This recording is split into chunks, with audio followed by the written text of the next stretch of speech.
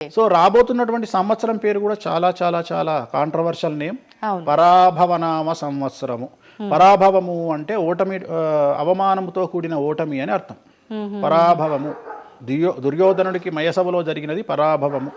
So అలాంటి పరాభవము ఎవరికి జరుగుతుంది అంటే, ఎవరి జాతకంలోనైతే ఏలినాటి శని ఉందో, 6వ స్థానంలో శని ఉన్నాడో, 8వ స్థానంలో శని ఉన్నాడో, 12వ స్థానంలో గురువు ఉన్నాడో వాళ్లకు ఈ సంవత్సరం సంచలనాలు ఉండబోతా ఉన్నాయి. అది మేషరాశి కావచ్చు, మీనరాశి కావచ్చు, సింహరాశి కావచ్చు.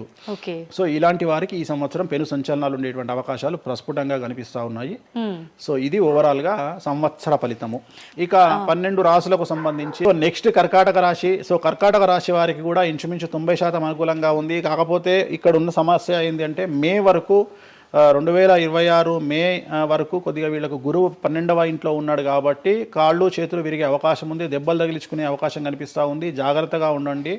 సాధ్యమైనంత వరకు yellow colour, lemon yellow colour దుస్తులు ధరించే ప్రయత్నం చేయండి. చాలా అనుకూలంగా ఉండబోతా ఉంది. రాజకీయ రంగంలో ఉండే వాళ్లకు విపరీతమైనటువంటి విజయాలు సిద్ధిస్తాయి. జనాల్లో అనుకూలమైన వాతావరణం ఉంటుంది. వ్యాపారస్తులకు విశేషించి అనుకూలంగా ఉంటుంది. విద్యార్థులకు అనుకూలంగా ఉంటుంది. అలాగే రైతులకు అనుకూలంగా ఉంటుంది. కళాకారులకు, క్రీడాకారులకు మరీ అనుకూలంగా ఉంటుంది. కాకపోతే ఓవరాల్గా కర్కాటక రాశి వారికి ఈ సంవత్సరం కొద్దిగా శత్రువుల యొక్క బెడద ఒక 10% కనిపిస్తూ ఉంది. కానీ శత్రువులను పట్టించుకోకండి. శని బలం వల్ల వాళ్ళు ఎంత ప్రయత్నాలు చేసినా, రాహు బలం వల్ల వాళ్ళు ఎంత ప్రయత్నాలు చేసినా మిమ్మల్ని ఎవరు ఏమీ చేయలేరు.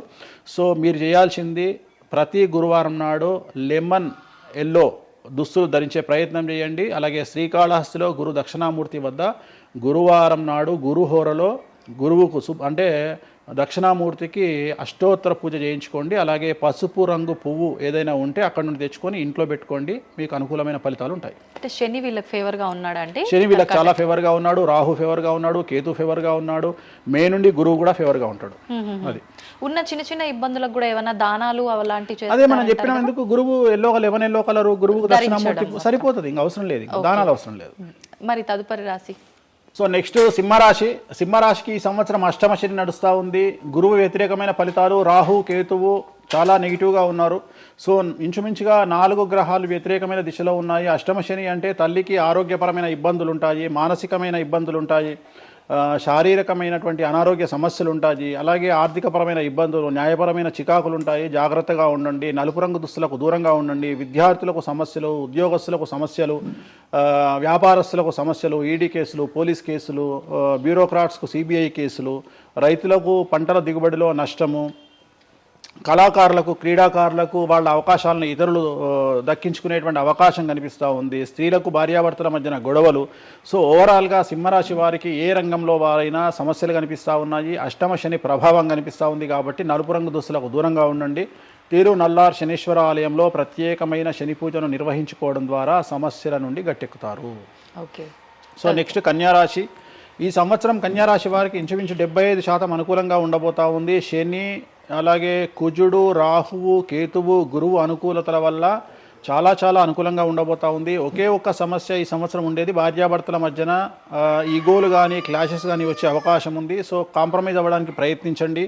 భార్య దగ్గర భర్త, భర్త దగ్గర భార్య, కాంప్రమైజ్ అవ్వండి. ఈగోలకు పోవద్దు, జెలస్లకు పోవద్దు. ఆర్థికపరమైన అంశాల్లో జాగ్రత్తగా ఉండండి. విద్యార్థులకు అనుకూలత కనిపిస్తూ ఉంది. రాజకీయ నాయకులకు అనుకూలత కనిపిస్తూ ఉంది. వ్యాపారస్తులకు, కళాకారులకు, క్రీడాకారులకు విశేషమైన యోగం లభించబోతూ ఉంది. న్యాయస్థానాల్లో పనిచేసే వాళ్లకు, న్యాయ సంబంధమైన వృత్తిలో ఉండే వాళ్లకు అనుకూలమైన ఫలితాలు ఉండబోతూ ఉన్నాయి. స్త్రీలకు విశేషించి అనుకూలంగా ఉండబోతూ ఉంది.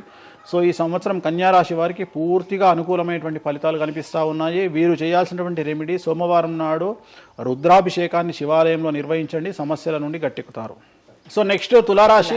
తులారాశి వారికి 6వ స్థానంలో శని కనిపిస్తూ ఉన్నాడు. కాకపోతే గురువు విపరీత రాజయోగాన్ని ఇవ్వబోతా ఉన్నాడు. వీళ్ళకి గురు బలము మరియు దైవ బలం అనుకూలంగా ఉండడం వల్ల మీ జీవితాన్ని కొత్తగా ప్రొజెక్ట్ చేసుకునేటువంటి అవకాశం మీకు దేవుడు కల్పిస్తూ ఉన్నాడు.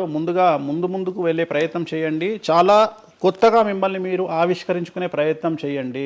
మిమ్మల్ని మీరు కొత్తగా సమాజానికి చూపించుకోండి. దానివల్ల మీ ఆలోచనలు మార్చుకోండి. చాలా గొప్పగా థింక్ చేయండి. గొప్పగా కలలు కనండి. వాటిని సాకారం చేసుకోండి. గురువు అనుకూలంగా ఉన్నాడు. కాకపోతే కుటుంబంలో పెను సంచలనం జరిగే అవకాశం కనిపిస్తూ ఉంది. 6వ స్థానము భాగ్యానికి మరియు శత్రుత్వానికి కారకుడు కాబట్టి శని వల్ల సంచలనం జరిగే అవకాశం ఉంది. విద్యార్థులు, ఉద్యోగస్తులు, వ్యాపారస్తులు, కళాకారులు, క్రీడాకారులు, రైతులు, అలాగే రాజకీయ నాయకులు ఎవరైనా సరే వాళ్ళ జీవితంలో ఏదో ఒక పెను సంచలనం జరిగే అవకాశం కనిపిస్తూ ఉంది. నలుపు రంగు దుస్తులకు దూరంగా ఉండండి. తిరునల్లార్ శనీశ్వర ఆలయంలో ప్రత్యేకమైన శని పూజ నిర్వహించడం ద్వారా సమస్యల నుండి బయటపడతారు. నెక్స్ట్ వృశ్చిక రాశి వారికి అర్ధాష్టమ శని వెళ్ళిపోయింది. శని గురువులు అనుకూలంగా ఉన్నారు, రాహు కేతువులు అనుకూలంగా ఉన్నారు. కళాకారులు, క్రీడాకారులు, ఉద్యోగస్తులు, విద్యార్థులు, వ్యాపారస్తులు, రైతులు, రాజకీయ నాయకులు, స్త్రీలు, అన్ని రంగాల వారికి పూర్తిగా 100కి 100% అనుకూలంగా ఉన్నటువంటి రాశి వృశ్చిక రాశి. పూర్తి స్థాయిలో విశాఖ 4, అనురాధ 1, 2, 3, 4, జ్యేష్ఠ 1, 2, 3, 4, 9 పాదాల వారికి విశేషించి రాజయోగంగా భావించాల్సి ఉంటుంది. మే వరకు విపరీత రాజయోగం కనిపిస్తూ ఉంది. మే తదుపరి కూడా అనుకూలమైన ఫలితాలను పొందుతారు. కాబట్టి వీరికి ఎటువంటి రెమెడీసు, ఎటువంటి పూజలు అవసరం లేదు. చాలా గొప్పగా కళలు కనండి, మీకున్నటువంటి కళలను సాకారం చేసుకోండి, మీకు ఎటువంటి రెమెడీస్ కూడా అవసరం లేదు. నెక్స్ట్ ధనుసు రాశి వారికి అర్ధాష్టమ శని నడుస్తూ ఉంది. అర్ధాష్టమ శని అనేటువంటిది డబ్బులను అధికంగా ఇచ్చి ఆ డబ్బుల ద్వారా సమస్యలు తెచ్చేటువంటి ఒక పరిస్థితి.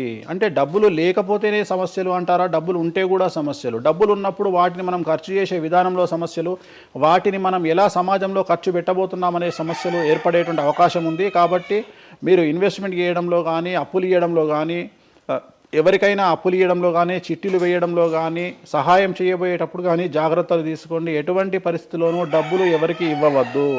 సో ధనుస్సు రాశి వారికి డబ్బు పరంగా సమస్యలు ఏర్పడే అవకాశం ఉంది. రాక డబ్బులు వచ్చినాయి కాబట్టి తీసుకెళ్ళి వేరే వాళ్ళకి ఇచ్చి మోసపోయే అవకాశాలు కనిపిస్తూ ఉన్నాయి. ఈ ఒక్క విషయంలో ధనుస్సు రాశి వాళ్ళు జాగ్రత్తలు తీసుకుంటే విద్యార్థులకు, ఉద్యోగస్తులకు, కళాకారులకు, క్రీడాకారులకు, రాజకీయ నాయకులకు, స్త్రీలకు, వ్యాపారస్తులకు, రైతులకు, అన్ని రంగాల వారికి ఈ సంవత్సరం అనుకూలంగా ఉంటుంది. ఓన్లీ మీరు చేయాల్సిన రెమెడీ నలుపు రంగు దుస్తులకు దూరంగా ఉండండి. తిరునల్లార్ శనీశ్వర ఆలయంలో ప్రత్యేకమైన శని పూజ నిర్వహించడం ద్వారా సమస్యల నుండి గట్టెక్కుతారు. నెక్స్ట్ మకర రాశి వారికి ఈ సంవత్సరం చాలా అనుకూలంగా ఉంది. ఈ సంవత్సరం అండర్లైన్ చేయాల్సిన విషయం ఏమిటంటే మకర రాశి వారికి భార్యాభర్తల మధ్యన గ్యాప్ ఏర్పడేటువంటి అవకాశం ఉంది. గొడవలు వచ్చే అవకాశం ఉంది. ఈగోస్ వల్ల కానీ వేటి వల్ల అయినా సమస్యలు వచ్చే అవకాశం ఉంది. అది కాకుండా విద్యార్థులకు అనుకూలతలు ఉంటాయి, ఉద్యోగస్తులకు అనుకూలతలు ఉంటాయి, రైతులకు 2 పంటల దిగుబడి రాబడి ఉంటుంది. అలాగే రాజకీయ నాయకులకు సమాజంలో మంచి పేరు ప్రఖ్యాతులతో పాటు పదవులు సిద్ధిస్తాయి.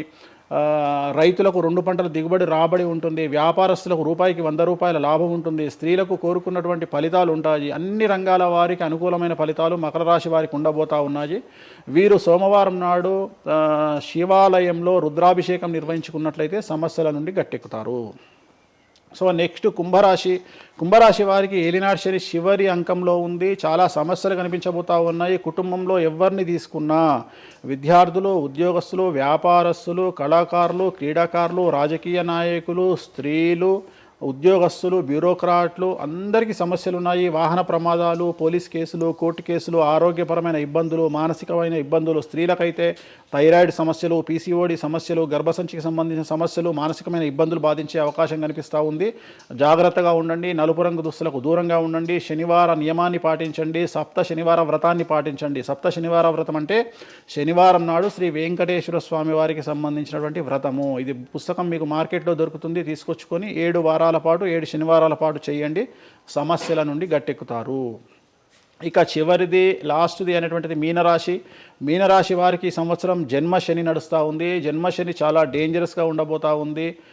ఏ రంగంలో ఉండే వారికైనా ఈ సంవత్సరం సమస్యలు తప్పవు. ఆర్థికంగా, సామాజికంగా, న్యాయపరంగా, ఆరోగ్యపరంగా, వాహన ప్రమాదాలు అవ్వచ్చు, ఆర్థికపరమైన నష్టాలు అవ్వచ్చు, పోలీస్ కేసులు అవ్వచ్చు, ఇంట్లో తల్లిదండ్రులు ఒకళ్లకు ప్రాణగండాలు అవ్వచ్చు, భార్యాభర్తల మధ్యన గొడవలు అవ్వచ్చు. మరీ ముఖ్యంగా ఈ సంవత్సరం మీనరాశి జాతకులు ఉండేటువంటి ఇళ్లలో మగవాళ్లకు సంపాదన లేకుండా ఖాళీగా ఉండడం వల్ల ఆడవాళ్లు మాత్రమే సంపాదించి, ఆడవాళ్ల ఉద్యోగంతో డబ్బులు సంపాదించి, ఆడవాళ్ల అంటే భార్యల మీదనో, ఆడవాళ్ల కూతుళ్ళ మీదనో, తల్లి మీదనో బ్రతికేటువంటి పరిస్థితి మగవాళ్లకు ఉండే అవకాశం ఉంది. కాబట్టి ఈగోలను చంపుకోండి.